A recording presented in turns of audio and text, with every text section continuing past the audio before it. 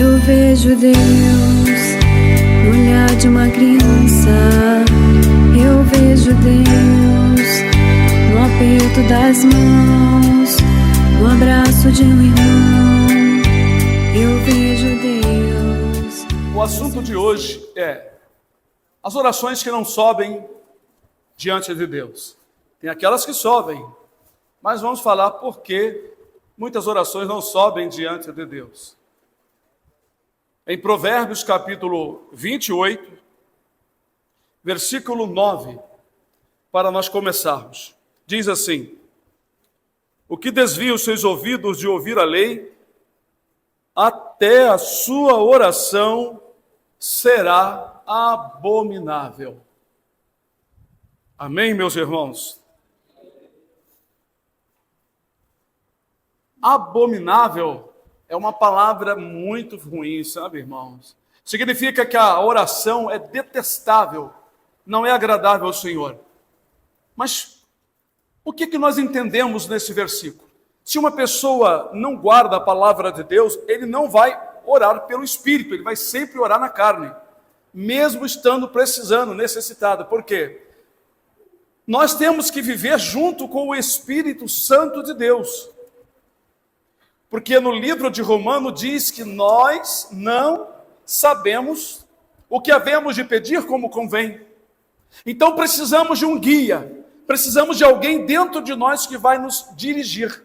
E esse alguém é o Espírito Santo. Quando uma pessoa decide seguir a Jesus, ele recebe o Espírito Santo de Deus para lhe guiar em todo o caminho, para lhe revelar, para lhe ensinar, para dar dons espirituais, para lhe exortar. Muitas vezes nós ouvimos o pregador ou o pastor exortando, mas quem vai te exortar mesmo é o Espírito Santo, que está em nós e que estiver em você também. Ele vai te ensinar, é claro, se ele não estiver na pessoa, a pessoa vai ouvir e vai ficar endurecido. Já aquele que tem o Espírito Santo, ele ouve e procura entender o que está errado. Porque em Romanos também diz que todos que são guiados pelo Espírito, esses são filhos de Deus. Então uma pessoa que ora sem estar na direção, na obediência, com certeza o Espírito Santo não estará operando com ele. Existem alguns momentos que a pessoa se humilha muito, e ali, naquele momento, Deus pode operar através do Espírito Santo a oração. Deus pode ouvir a oração, porque a pessoa deu lugar ao Espírito Santo. Ele entrou no propósito, mas ele pode sair logo depois. Tem pessoas que fazem oração, Deus atende, depois ele vacila, Deus não atende. Ou seja, Deus atende, eu disse, tem pessoa que faz a oração, Deus ouve, ele vai atender, mas a pessoa lá na frente transgride, então Deus não atende mais. É muito interessante esse segredo da oração, que sobe diante de Deus e aquela que não sobe. Aquele cego que Jesus curou foi interrogado então pelos principais, pelos sacerdotes. Mas ele, que não pregava, que não falava de Deus para ninguém, só ele era cego, ele disse algo pelo Espírito. Ele disse, quando as pessoas, os sacerdotes, somos sacerdotes, disseram, nós sabemos que esse homem é um pecador. Ele disse, se ele é pecador, eu não sei, porque desde o princípio do mundo nunca se ouviu falar que alguém tenha aberto os olhos a um cego. Mas se alguém é temente a Deus e faz a sua vontade, a esse ele ouve. Se alguém é temente a Deus e faz a sua vontade, a esse ele ouve. É muito maravilhoso, irmão. Por isso que está escrito isso aqui, ó, o que desvia os seus ouvidos de ouvir a lei, até a sua oração será abominável. Irmãos, abram no livro de Jó. Hoje eu estava vendo aquele desenho da vida de Jó, e eu estava considerando ali o finalzinho, e estava lembrando do estudo. Eu falei, vai entrar no estudo. Glória a Deus, bendito seja o nome do Senhor Jesus. Capítulo 42, versículo 7, que diz assim: sucedeu, pois, que acabando o Senhor de dizer a Jó aquelas palavras, o Senhor disse a Elifaz, o temanita, A minha ira se acendeu contra ti e contra os teus 2 amigos, porque não disseste de mim o que era reto, como meu servo Jó. Tomai, pois, 7 bezerros e 7 carneiros, e ide ao meu servo Jó, e oferecei holocausto por vós, e o meu servo Jó orará por vós, porque na verdade a ele aceitarei, para que eu vos não trate conforme a vossa loucura, porque vós não falastes de mim o que era reto, como o meu servo Jó. Bom, e algumas vezes nós pregamos sobre isto, que esses 3 amigos de Jó, em certos momentos, falaram das grandezas de Deus, do poder de Deus, mas usaram os textos contra uma pessoa errada. Então eles transgrediram diante de Deus por ter julgado Jó de forma errada. E as palavras que Jó falou, Deus aceitou. Então, a oração de Jó era aceitável diante de Deus. E aqueles 3 homens deveriam receber a oração e do perdão através de Jó. Aleluia! Imagina uma pessoa que está toda enferma, doente, quase perdendo a vida, e você vai fazer uma visita, e Deus usa ele para te abençoar, e não você para abençoá-lo, porque às vezes ele está na presença do Senhor, e você não está. Nós sabemos de um caso de um homem que estava à beira da morte, e o rei foi visitá-lo. Seu nome era Eliseu. E ele disse: pega tuas flechas, teu arco e fere a terra. E o homem pegou e feriu a terra 3 vezes. Então o profeta Eliseu se irou contra ele. E disse: deveria ter ferido mais vezes, assim você iria eliminar os sírios. Irmãos, essa passagem nos faz refletir uma coisa. O homem estava doente, mas estava na presença de Deus. Aleluia. O rei estava ali armado, era rei, mas não estava na presença do Senhor, precisava da bênção do profeta, que estava prestes a morrer. Então, a oração, irmãos, ela é atendida quando os servos do Senhor andam na presença do Senhor. Por isso que esse versículo de Provérbio, ele é um versículo assim que precisa meditar. O que desvia os seus ouvidos de ouvir a lei, ouvir não é ouvir, escutar não, isso aí todo mundo escuta. Essa expressão, ouvir a lei, é aceitar, atender, obedecer. Até a sua oração é abominável, é nojenta, é detestável, Deus odeia. Então, quando vocês veem pessoas, por exemplo, eu vi na época aí da pandemia, na época de outras coisas, pessoas ajoelhadas no meio da rua, as mulheres de qualquer maneira, os homens pedindo bênção, ao invés de se humilharem.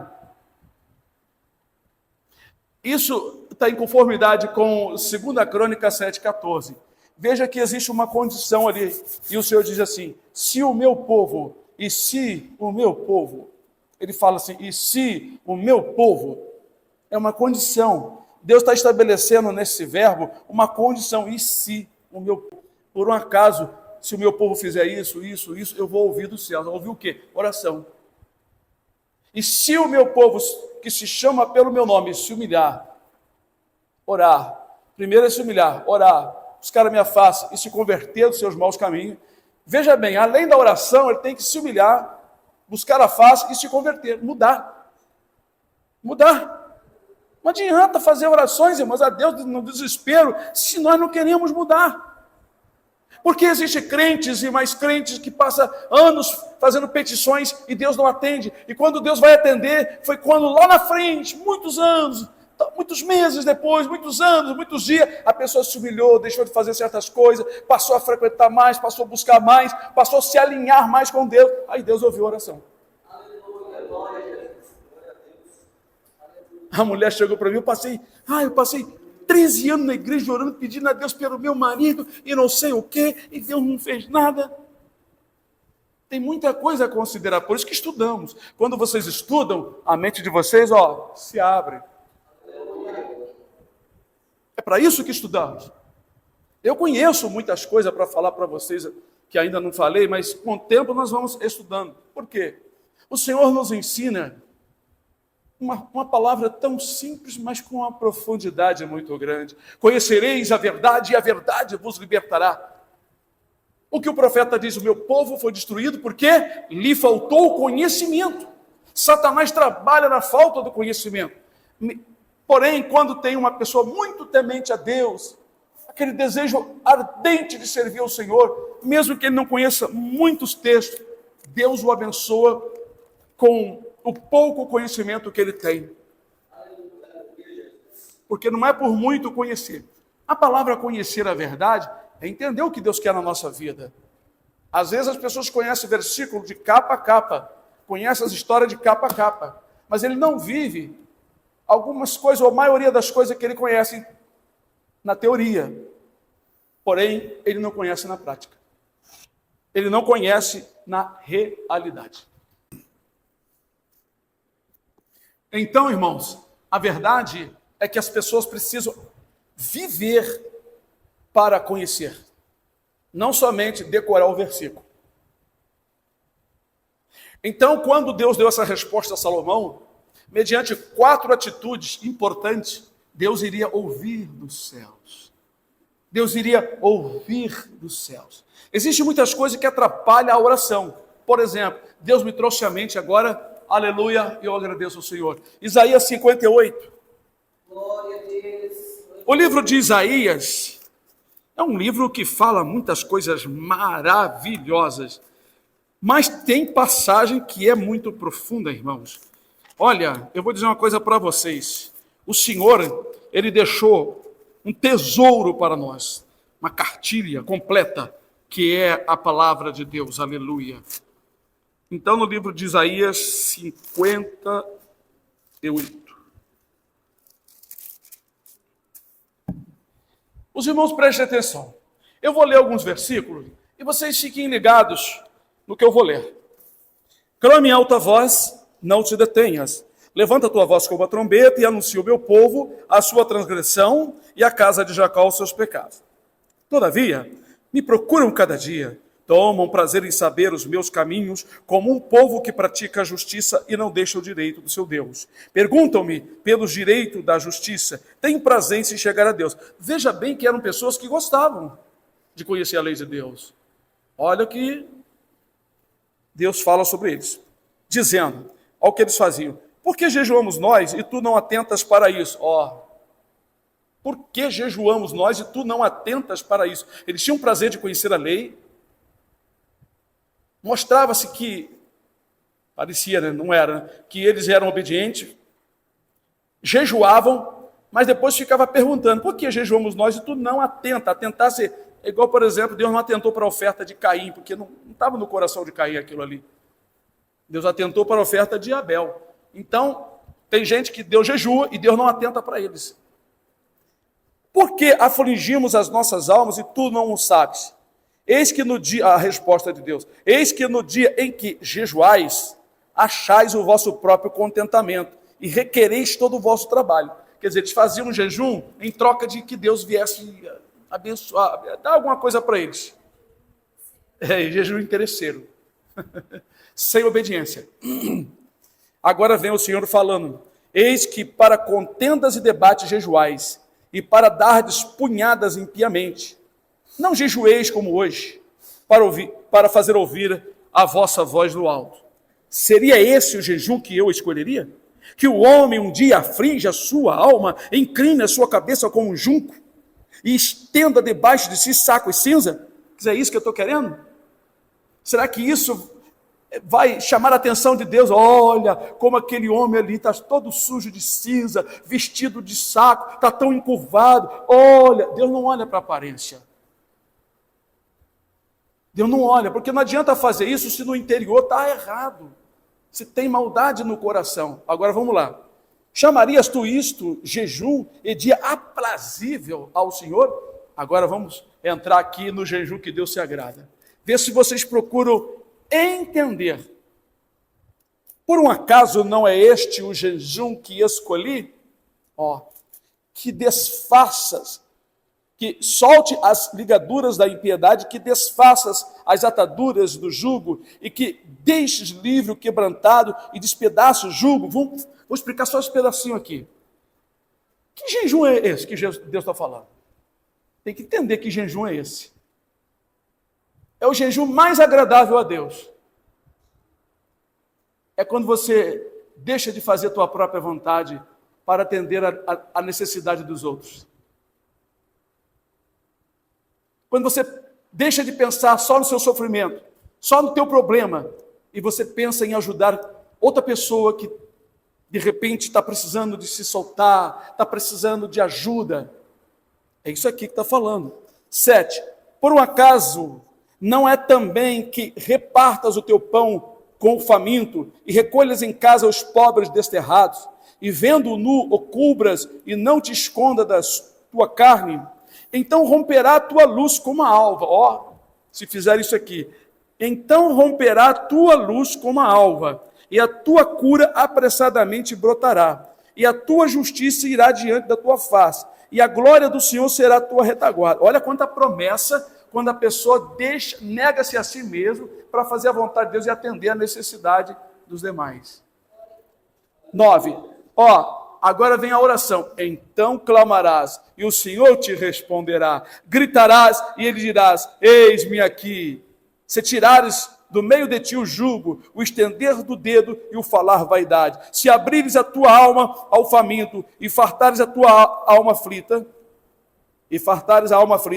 então a tua luz nascerá nas trevas e a tua escuridão será como o meio-dia. Quando nós nos dispusemos, nos colocamos à vontade de Deus para realizar o que Deus quer, é melhor do que jejuar, ficar sem comer e sem beber. Atender os necessitados, soltar a ligadura. Gente que está amarrado, você faz uma visita e você começa a falar da palavra, daqui a pouco aquela pessoa se sente mais livre. Poxa, eu estou me sentindo até melhor depois que eu ouvi essas palavras, estou me sentindo tão bem. Encontra uma alma faminta, uma alma que esteja necessitada de ouvir umas palavras, e a pessoa ouve a palavra, se alegra e você sai satisfeito. Isso é melhor do que deixar de comer e beber, ou botar uma roupa simples e fingir que está coitadinho de mim. Por isso que Jesus não gostava dos escribas e fariseus e daqueles que jejuavam e ficavam nas esquinas para todo mundo olhar que eles estavam bem pálidos, estavam bem sem comer, estavam ali bem quebrantados. Jesus disse que eles eram falsos, hipócritas. A palavra hipócritas quer dizer falso, falsidade. Aquilo era uma falsidade, era uma aparência. Por isso Deus não olha para a aparência de ninguém. Ele olha para o coração, para o interior. A um coração quebrantado e contrito não desprezarás o Senhor. Isaías 66 diz: para quem olharei? Para o pobre abatido do espírito e que treme da minha palavra. É muito interessante esse conceito de humildade no interior. Entender que a humildade, ela parte do seu interior. Quando você deixa de fazer sua própria vontade e para de buscar suas próprias vaidades e passa a se envolver mais para Deus, ser um instrumento nas mãos de Deus, pedir a Deus: Senhor, eu quero ser usado, eu quero falar para alguém, me envia, Senhor, alguma pessoa necessitada, põe no meu caminho, ó Senhor, alguém que esteja precisando da palavra e de outras coisas. Isso agrada ao Senhor. Então, o Senhor falou para o povo de Israel no tempo do profeta Isaías que ele não estava se agradando daqueles jejum, que as pessoas jejuavam e ficavam requerendo, não é, resposta, requerendo o troco, requerendo algo em troca do que eles estavam fazendo, como se fosse algo que agradava muito a Deus, mas eles estavam dando punhada impiamente contra as pessoas, ou seja, jejuavam, mas eram maus, eram ruins, eram duros com as outras pessoas. Deus não se agradava disso. Por isso, lá em Provérbio diz: o que desvia-se os ouvidos de ouvir a lei, de atender a lei, até a sua oração será abominável. Tem uma palavra em Salmo que diz assim: a oração do justo é o seu contentamento. Deus fica contente, porque o justo, ele vai orar no Espírito, ele não vai ficar pedindo qualquer coisa, ele não vai pedir a morte dos seus inimigos, não vai pedir nada disso. O justo, hoje em Cristo Jesus, ele vai seguir o que Jesus ensinou: abençoai os que vos perseguem, abençoai e não amaldiçoeis. Então, uma oração de um justo: Senhor, Tem uma pessoa que está me perseguindo com palavras, me olhando, Senhor, com um olhar maligno, Senhor. Pai, por favor, abençoe essa pessoa, dando paz no seu coração. Abençoe-a, salvando esta alma, livrando da mão do inimigo. Olha que oração que Deus se agrada. Uma oração agradável ao Senhor. Por isso muitas orações são egoístas. Você está sofrendo, quer que Deus te livre imediatamente. E às vezes não faz aquela oração, né? Como Deus quer. Mas quando você ora no Espírito, sem ira, perdoando alguém, sem rancor no coração, Deus se agrada do irmão, Deus se agrada da irmã, Deus se agrada das crianças, do jovem. Porque a oração de um justo pode muito em seus efeitos. Porque o justo, ele ora pelo Espírito. Ele vai orar no Espírito. Ele não vai orar na carne pedindo coisas absurdas, pedindo juízos absurdos, pedindo coisas estranhas. Ele vai orar no Espírito. Até Jesus, quando estava sendo crucificado ali perto da morte, ele disse, orando, Pai, perdoa-os, porque não sabem o que fazem.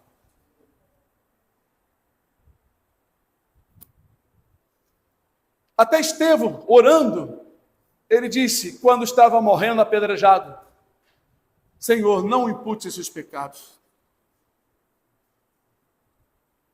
Os desejos dos homens de Deus é que mesmo as pessoas no mal, elas venham se converter. Elas venham buscar o Senhor. Elas venham ter uma chance de alcançar a vida eterna. Vamos para o livro de 1 Pedro 3:7. Perto do Apocalipse. 1 Pedro diz assim: igualmente vós, maridos, vivei com elas, com as esposas, com entendimento. A palavra coabitar ou viver junto é a mesma coisa, viu, irmão? Coabitar quer dizer habitar junto, morar junto. Dando honra à mulher, como vaso mais fraco, como sendo vós os seus co-herdeiros, quer dizer, herdeiros junto com elas, que o marido junto com a mulher vão herdar a mesma coisa. Co-herdeiro da graça da vida, para que não sejam impedidas as vossas orações. Muitos casais cristãos, crentes, não vivem bem dentro de casa. E os maridos têm por responsabilidade conhecer que a mulher é uma estrutura mais fraca, segundo a palavra. E nós devemos orar, os maridos orar mais pelas esposas, as esposas também orar pelos esposos. Mas os maridos ter esse entendimento de que a mulher é um vaso mais frágil, mais fraco. Então, viver com entendimento. Por exemplo, tem homem que não sabe que quando a mulher está no seu período, a troca sanguínea, para não falar outra coisa, muitas mulheres ficam incomodadas, ficam estranhas, e muitos homens não querem saber disso, acham que a mulher é igual ao homem, não é assim. Então, existem muitas coisas que o homem precisa conhecer, entender, habitar com as esposas com entendimento, para que não sejam impedidas as orações de quem? Do esposo. O homem tem que saber tratar as coisas. Não pode levar as coisas no pé de ferro, na mão de ferro, que a mulher é o tapete, que o homem é o cabeça. O que é o cabeça do lar? Cabeça é o que pensa, é o que vê, é o que ouve, é o que fala, é o que toma conta, é o que age, é o que vai... É o homem que é responsável pelas coisas. Não é que é o mandão, não. Cabeça não é isso. Não é? É claro que a Bíblia manda as mulheres, né, sujeitar os seus maridos. Mas o cabeça é como Abraão, José, homens que sabiam dirigir tudo na sua vida, no seu lar, que provia todas as coisas, é o provedor do lar. Pronto, cabeça é isso, é o provedor do lar. Tem homem que deixa a mulher trabalhando e vai beber cachaça, vai farrear com os amigos. Isso aí não é cabeça, isso é pior do que cauda. É rabo. É triste, irmãos. A Bíblia ensina o homem ser homem. O homem aprender as coisas, arcar com a responsabilidade. É claro, Mas o que eu estou falando aqui, na verdade, não é sobre isto.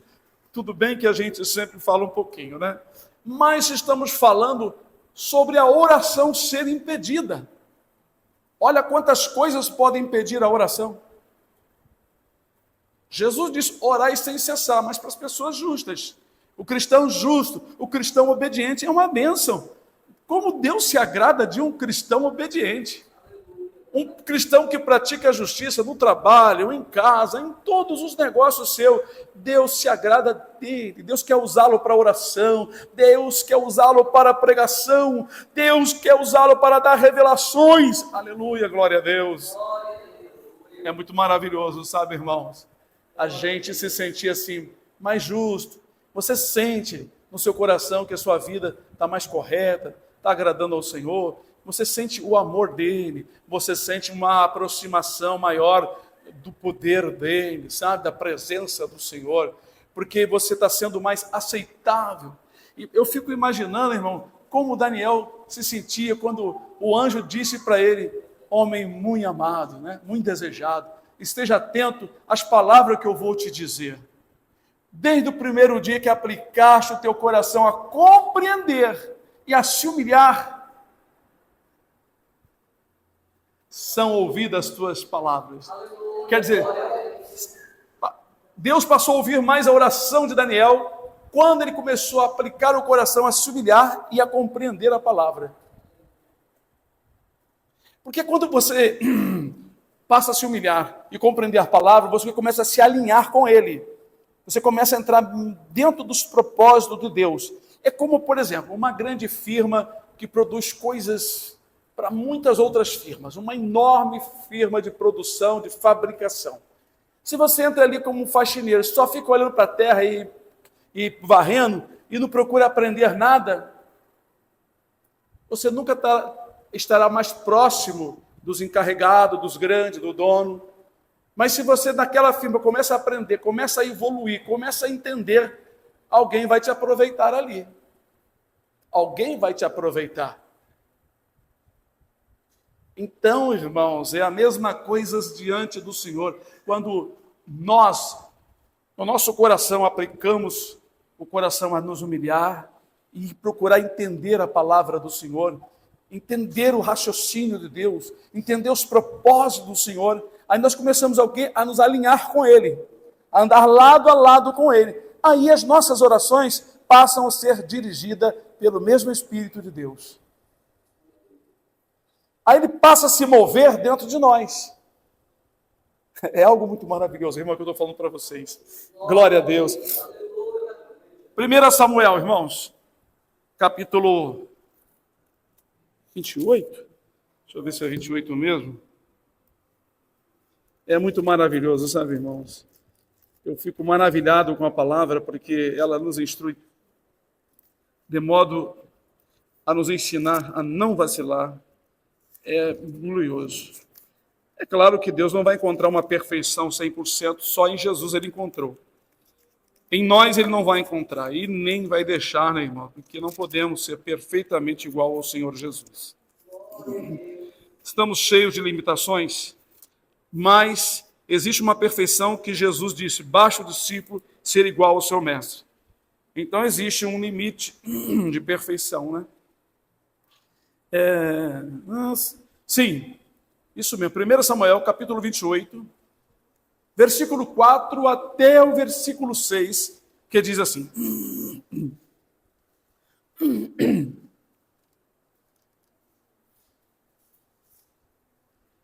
E ajuntaram-se os filisteus, e vieram, e acamparam-se em Sunem, e ajuntou Saul todo Israel, e se acamparam em Gilboa. E vendo Saul o arraial dos filisteus, teve medo, e estremeceu muito o seu coração. E perguntou Saul ao Senhor, porém o Senhor lhe não respondia, nem por sonhos, nem por Urim, e nem por profeta. Só isso, irmão. Depois, se vocês quiserem ler a história, vocês leem. Mas eu acredito que alguns já conhecem essa história. Saul se rebelou tanto e fez coisas contrárias à vontade de Deus, ao ponto do Senhor não lhe ouvir mais. Nesta ocasião, ele fez algo que ele tinha reprovado por conta da lei do Senhor, que mandou que tirasse da terra todos os adivinhos, todos os feiticeiros, todo tipo de gente que consultava mortos. Mas uma mulher estava escondida, e ele foi consultar essa mulher porque Deus não lhe respondeu mais. Nem Urim. Urim era umas pedras que o sumo sacerdote levava aqui e consultava ali. Não sei como funcionava, se elas brilhavam, alguma coisa que eles faziam ali, e aquelas pedras aqui, Deus dava resposta através daquilo. Eu não entendo muito bem, não me aprofundei nisso. Então, nem profetas, nem sonhos, o Senhor Deus não estava mais respondendo. Então, irmãos, a palavra de Deus diz que Deus não estava respondendo a Saul, por conta que Saul tinha desobedecido. Então, Deus não se agrada de orações de pessoas que não estão junto com Ele. Por isso, muitos pastores, muitos crentes, não são atendidos por conta disso. Existem outros motivos que Deus não atende a oração quando não é da sua vontade. Certas coisas, né? Então, irmão, quando nós obedecemos ao Senhor, as nossas orações são mais aceitáveis ao Senhor, porque Deus encontra lugar para operar através de nós. Mas quando alguém desobedece, aí o Senhor Deus se afasta, a pessoa começa a sentir uma distância muito grande, né? Começa a sentir então o afastamento do Espírito, o afastamento de Deus, e a pessoa começa a buscar outros meios para resolver os seus problemas, como aconteceu com Saul, e infelizmente foi enganado por um demônio e acabou se matando, e está no inferno, infelizmente. Nós aprendemos, irmãos, que a obediência é importante. Aprendemos que na vida temos dificuldades, lutas, e por isso que a obediência, ela ajuda muito, porque na hora da oração, Deus vai atender. Todo aquele que serve ao Senhor, quando precisar clamar a Deus, no momento de luta, no momento da morte, quando o inimigo apertar, quando a doença vier, Deus vai atender. Como aquele rei que clamou ao Senhor e chorou, Deus ouviu a sua oração, e viu as suas lágrimas, e acrescentou a ele 15 anos de vida, porque a sua oração estava dentro de um padrão, porque a sua vida, a vida daquele homem, daquele rei, estava dentro da vontade de Deus, ele estava alinhado com o Senhor, na presença do Senhor. Amém?